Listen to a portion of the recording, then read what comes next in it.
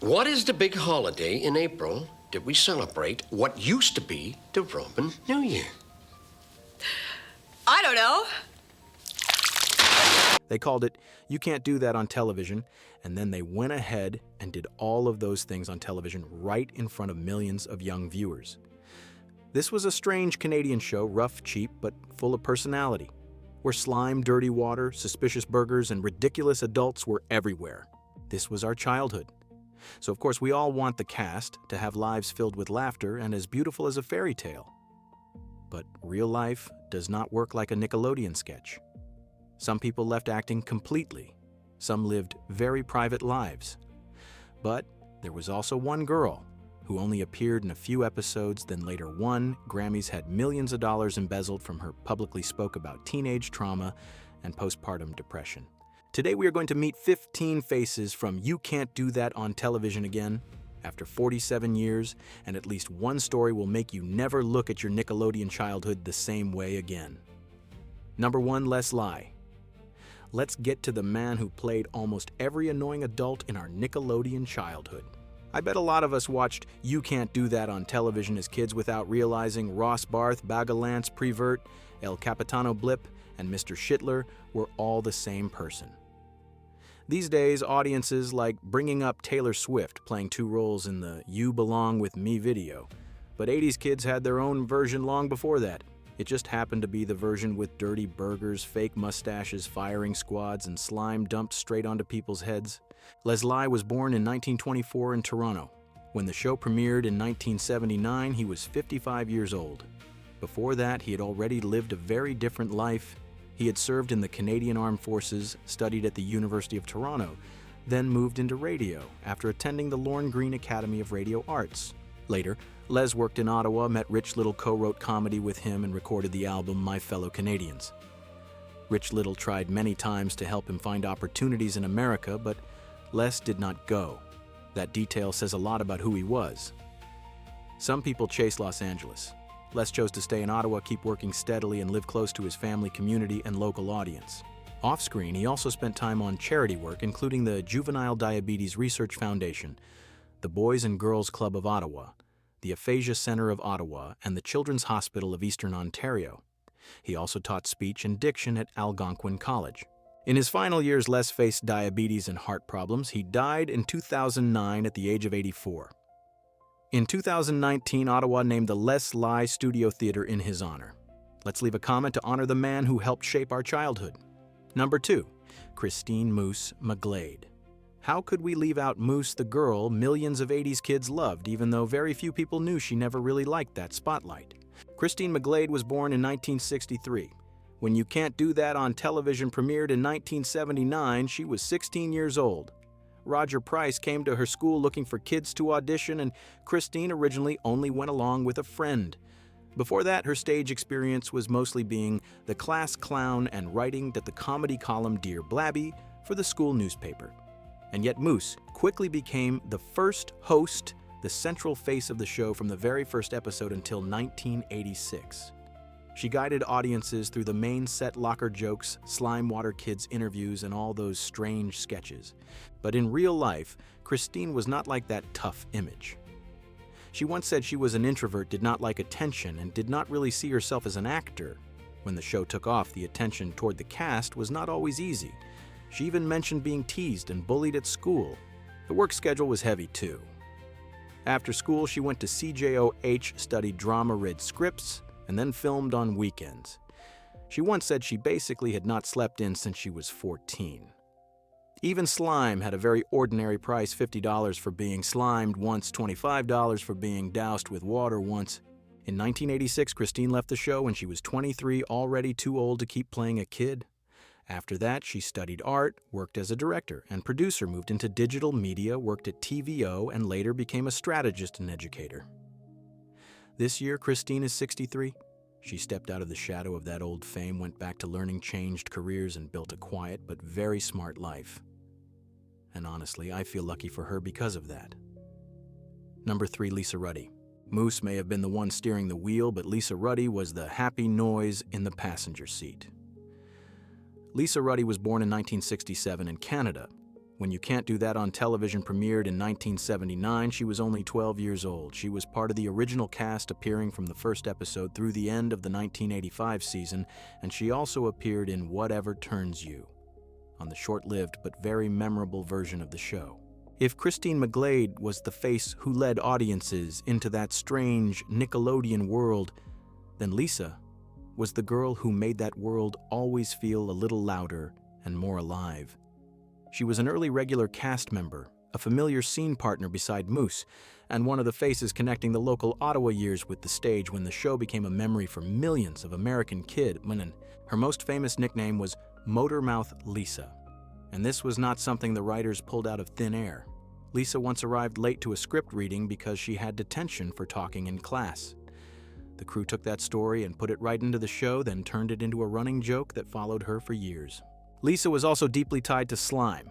In the St. Patrick's Day episode in 1979, she was slimed 6 times a show record for a single episode. Later, she also took one of the longest slimings in the cooking episode when 2 big buckets were poured straight onto her at the dinner table. After leaving the show in 1985, Lisa did not go on to become a major star, and she also did not keep a thick public profile like some of her castmates. She's been mentioned again in reunion materials like Project 131, but overall, Lisa's life after the show has been much more private. This year, Lisa is 59. Back then, she was the girl who talked the most on screen. Now her silence after the show is exactly what makes Motormouth Lisa one of the strangest memories from Nickelodeon childhood. Number 4, Abby Hagyard. If Les Lye was every irritating man on the show, then Abby Hagyard was every mother, teacher, librarian, and grown woman the kids had to deal with. Abby Hagyard was born in Edmonton, Alberta, and grew up in a military family. Her father served in the Canadian Air Force, so Abby's childhood did not stay in one place. She lived in Canada, Europe, and America, and learned to adapt very early. That may sound small, but for an actor, the ability to observe other people and change rhythm with the environment is a survival skill. Before joining You Can't Do That on television, Abby had a pretty unusual professional life. She worked at Playboy magazine in New York, tried high fashion modeling in Miami Beach, then went deeper into writing, producing, and acting. There is one very memorable detail Abby once turned down an offer to pose because she did not want to spend her whole life locked inside one label. In 1982, she joined You Can't Do That on television and stayed until 1990. Along with Les Lye, Abby became one of the 2 main adult cast members on the show. She often played Mom Valerie Prevert, the English-accented librarian, and almost every grown female role. To young viewers, she was part of that adult world that was annoying, funny, and absolutely necessary all at once. At the same time, Abby also did voice work for the Care Bears, The Adventures of Teddy Ruxpin, Dennis the Menace, and For Better or For Worse.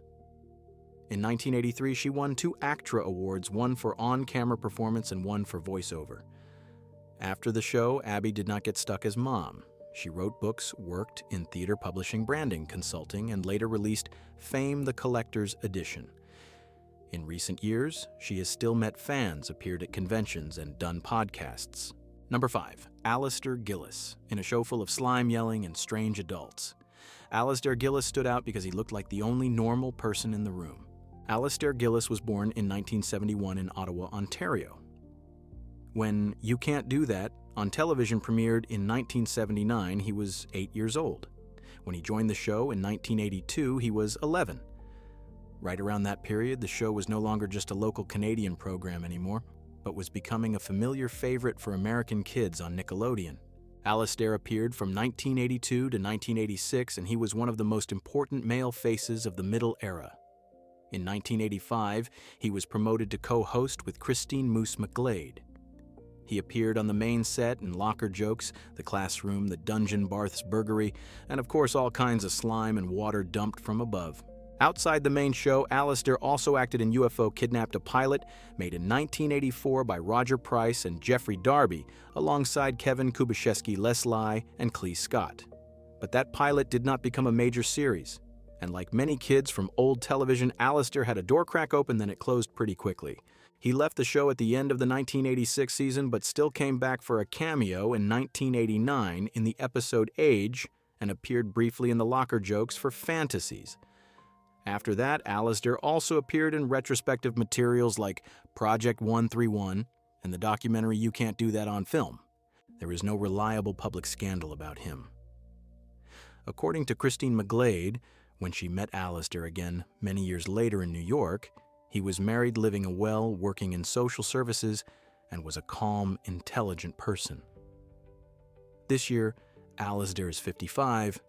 Back then, he was the calm face in a room full of slime. Looking back now, what matters is that the boy grew up without needing to turn his childhood fame into his whole life. Number 6. Vanessa Lindores. Vanessa Lindores is the kind of face where, if you watched Nickelodeon in the early 80s, you recognize her right away, even before hearing her name. Vanessa was born in 1972 in Ottawa, Ontario. When You Can't Do That on Television premiered in 1979, she was only 7 years old. When she joined the show in 1982, she was 10. And honestly, that is a very young age to step into a show where the adults are strange, the food is suspicious, and slime can fall on your head at any moment. Vanessa appeared on the show from 1982 to 1987. She was the third host of the show after Christine Moose McGlade and Alistair Gillis. Her first episode was television, and her final episode in her main run was Smells. She was not part of the original 1979 cast, but she became one of the most important female faces right when the show exploded on Nickelodeon. Vanessa appeared on the main set in Locker Jokes, The Classroom, The Dungeon, Barth's Burgery, and plenty of slime scenes with water gags. One memorable detail is that she was once noted as the person who took the real green slime made from rotten leftover food. Today that already sounds gross, but back then for us kids that was after-school children's television. Outside the main show, Vanessa also appeared in UFO Kidnapped, the 1984 pilot, with Alistair Gillis, Kevin Kubasheski, Les Lye, Doug Ptolemy, and Klea Scott. She also voiced Julie in The Raccoons. In 1989, Vanessa came back to host the episode Age and got slimed 2 times like a hello again to old fans. This year, Vanessa is 54. There is no reliable public scandal about Vanessa. After the show, she lived much more privately than many of her castmates, and maybe she is also the happiest person in this cast. Number 7. Alanis Morissette. This may be the faintest name from the show, but it carries the heaviest and darkest story on this whole list. Alanis Morissette was born in 1974 in Ottawa. When You Can't Do That on Television premiered in 1979, she was only 5 years old. When she appeared on the show in 1986, she was 12. To be accurate, Alanis was not a host, not a long-time regular, and not the soul of the show. She only appeared in about 5 episodes, but when it comes to life afterward, no one in the cast went farther than she did. What is interesting is that the money she earned from the show helped her record her first single. Before becoming the sharp-edged voice of the 90s, Alanis started out as a teen dance pop artist in Canada. The album Alanis came out in 1991 with an image very different from the woman who would later make American radio stop cold with You Oughta Know. Then, in 1995, Jagged Little Pill exploded. A girl who had once passed through Nickelodeon became a global phenomenon. In 1996, she won 4 Grammy Awards, including Album of the Year. For many men who drove cars, turned on the radio, and lived through the 90s, Alanis's voice is not something easy to forget. But the price of that fame was very heavy. Alanis has spoken about being abused when she was a teenager and needing many years of therapy before she could look back at those experiences as real trauma. Later, she also publicly said she was unhappy with the documentary Jagged because she felt her story had been told in a way that was not right. Then came the case of financial manager Jonathan Todd Schwartz, being sentenced to prison involving about $4.8 million of Alanis's money being taken without authorization. She has also spoken a lot about postpartum depression, insomnia, anxiety, isolation, and the process of healing after becoming a mother. This year, Alanis is 52. In 2025, the 30-year mark of Jagged Little Pill brought her back into the spotlight. She still performs, still appears at major events like Fire Aid, still has a residency, and still fights for the right to tell her own life story. Number 8. Kevin Kubasheski. Kevin Kubasheski is one of the few kids from You Can't Do That on Television who grew up and then came back to the very machine that once dumped slime on his head. Kevin appeared on the show from 1981 to 1984, right when the show was beginning to become a familiar favorite for American kids on Nickelodeon. He was not an iconic host like Moose Alasdair or Vanessa, but he was a very familiar male regular. Kevin appeared in the classroom locker jokes, the dungeon Barth's burgery, the firing squad, and every kind of sketch that if you watched after school, you immediately remember as that feeling of children's television back then, cheap, strange, and impossible to look away from. Kevin was also in UFO Kidnapped, the 1984 pilot, with Alistair Gillis, Les Lye, and Klea Scott. After that, he continued in Nickelodeon's orbit with Turkey Television. But the real turning point was when Kevin returned to You Can't Do That on Television. From 1989 to 1990, no longer just as the kid in front of the camera, but working behind the show as a writer, producer, assistant producer, or stage producer. There is no reliable public scandal about Kevin. But through stories around the show, we can see that the environment for children working in television back then was pretty rough, without as many layers of protection as today. Kevin has also been mentioned in stories about teasing, bullying, and even efforts to keep the kids away from drugs around production. Number 9. Greydon Reid. Greydon Reid is one of the few child actors from the show who truly turned the Nickelodeon experience into a long-term career. Adam was born in Nepean, Ontario. He appeared on You Can't Do That on television from 1984 to 1987, part of the middle, and later cast generation of the Nickelodeon era. His first episode was Wealth, and his last was Anniversaries. By 1989, Adam came back for a cameo in the episode Punishment, but by then he was no longer just the kid in front of the camera. He was already an official writer on the show, and he even got slimed at the end of the episode. This is the thing that makes Adam different from many of his former castmates. His official site says that when he was only 16, he had co-written 30 episodes of You Can't Do That on television. In other words, he did not just stand under the slime. He learned how to write the very world that created that slime gag. In 2024, Adam also said the slime smelled like Play-Doh, had oatmeal in it for texture, and had shampoo so it would wash out more easily. After the show, Adam studied film at Ryerson Polytechnical Institute, now Toronto Metropolitan University, and won the Norman Jewison Filmmakers Award for his graduation short film, Token for Your Thoughts. From there, he continued as an actor, voice actor, writer, producer, and director. Adam's notable credits stretch from Kids in the Hall, Brain Candy 16, Total Drama Psych, Supernatural Continuum, Lost in Space to iZombie. He also ran a filmmaking mentorship program at Eva's Phoenix for young people in Toronto, made the documentary Marion Woodman Dancing in the Flames, and created the web series Hospital Show in 2019 to keep creative control instead of waiting for someone else to give him the green light. Adam married actress Kristen Lehman and has one child. There is no reliable public scandal about him. Back then, Adam was a kid standing under slime. Looking back now, he is one of the rare people who turned a Nickelodeon childhood into a real working life in the business. Number 10, Doug Ptolemy.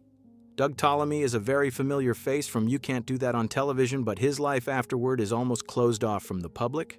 Doug was born in 1972. When the show premiered in 1979, he was only 7 years old.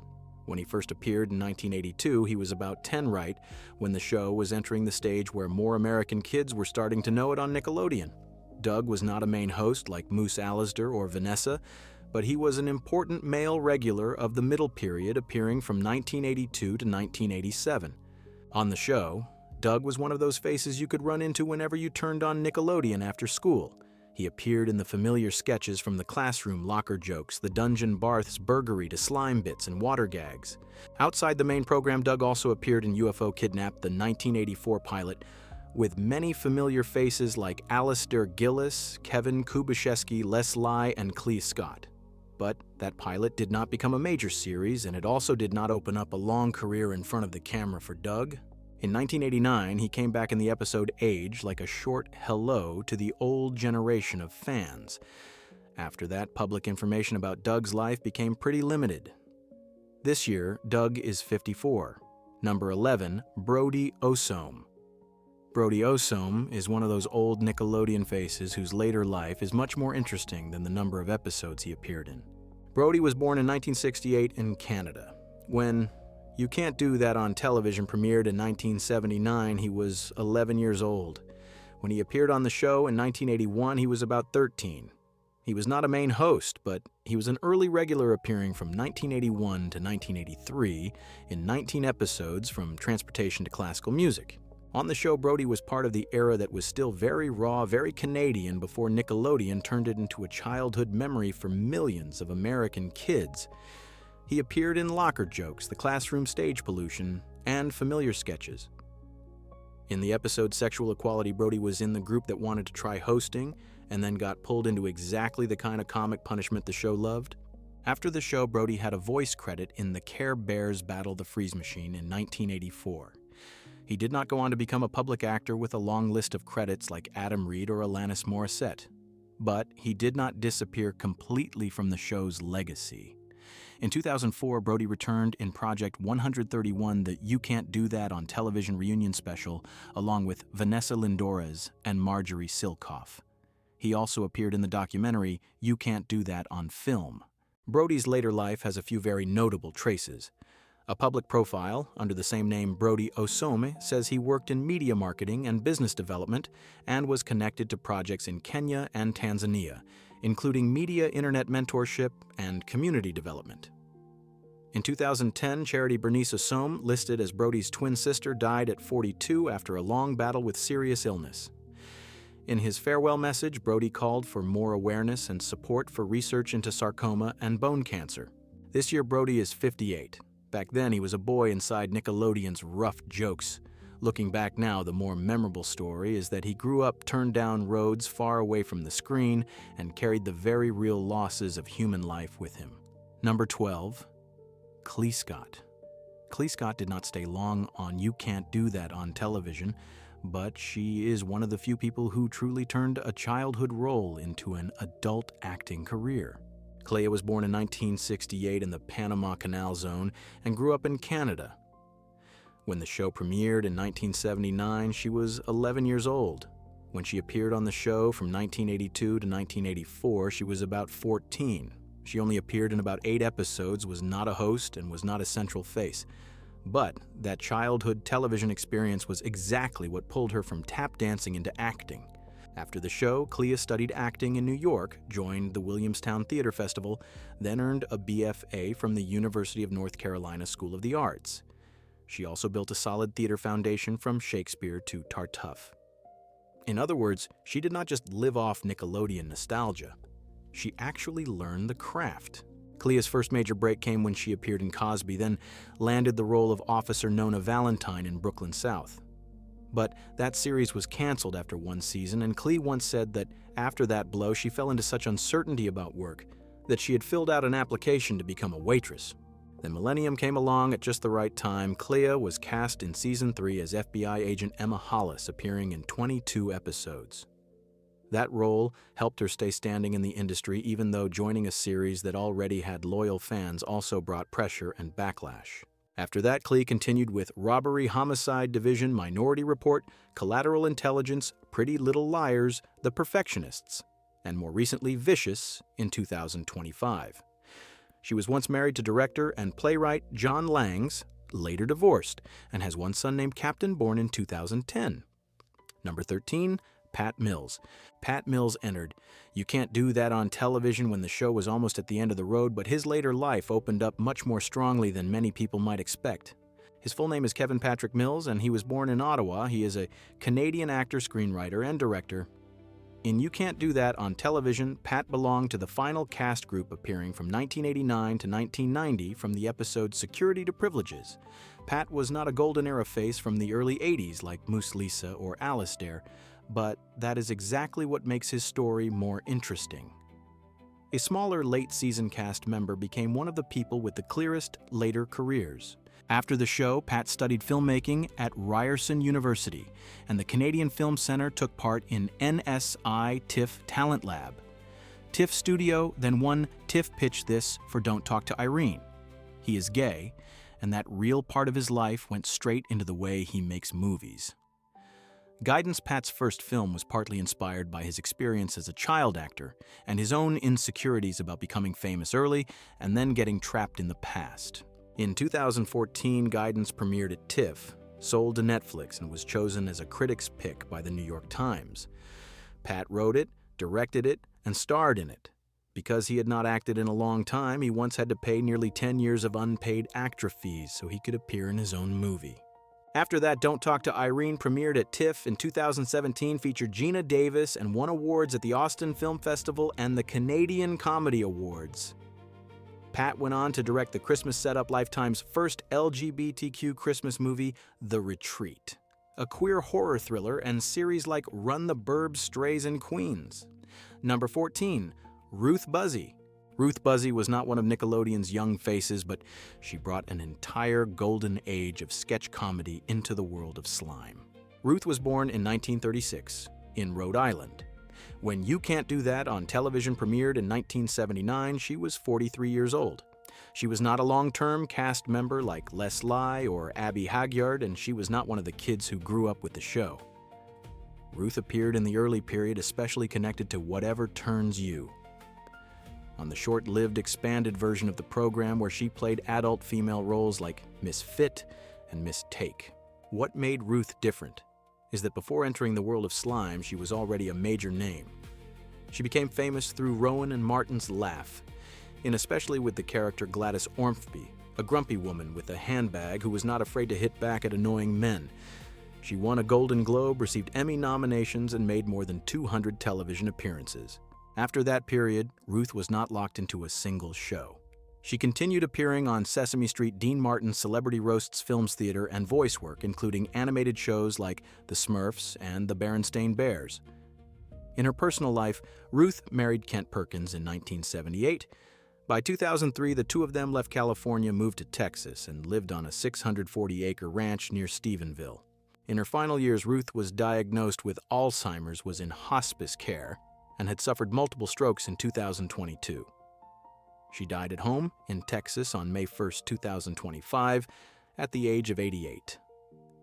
And after that comedy icon, the final name will take us in a completely different direction, a young Nickelodeon face who left the camera to go deep into the television industry behind the scenes. Number 15, Rhea Shaw. Rhea Shaw is a very fitting ending for this list. She did not become a star in front of the camera, but she went deep into the television industry behind the door. Rhea was born in 1976 in Ontario. When You Can't Do That on television premiered in 1979, she was only 3 years old. When she appeared on the show in 1986, she was about 10. Rhea appeared from the episode Garbage to Pollution at a stage when the program had passed its biggest golden era and was trying to connect the old cast with the final generation. She was not a major host and she was not part of the original cast, but she was a memorable transition face. After the show, Rhea continued appearing in front of the camera as Janice in 15, then hosted the space on TVO Kids in 1995. But the real turn came when she left acting and studied radio and television arts at Ryerson, graduating in 1994. From there, Rhea moved into production, working with YTV's Extreme Babysitting. After 2005, she went deeper into development, sales, distribution, and licensing through Alliance Atlantis, Alliance Films, Cambium Catalyst, then CBS Studios International. Today, she is VP Television Licensing for Paramount Global Content Distribution in Canada. There is no reliable public scandal about Rhea. Her story is the choice to leave the spotlight so she could understand how television really works. Honestly, I do not think a show like this could air on children's television today. Too dirty, too chaotic, too many jokes that modern legal departments would probably be rubbing their temples over from the very first script page. What about you? Which character do you remember the most? Did you watch this show on Nickelodeon, or did you only discover it later? Leave your memory below. And if you like strange stories behind old movies, old shows, and forgotten TV memories, subscribe to Weird Movie Secrets.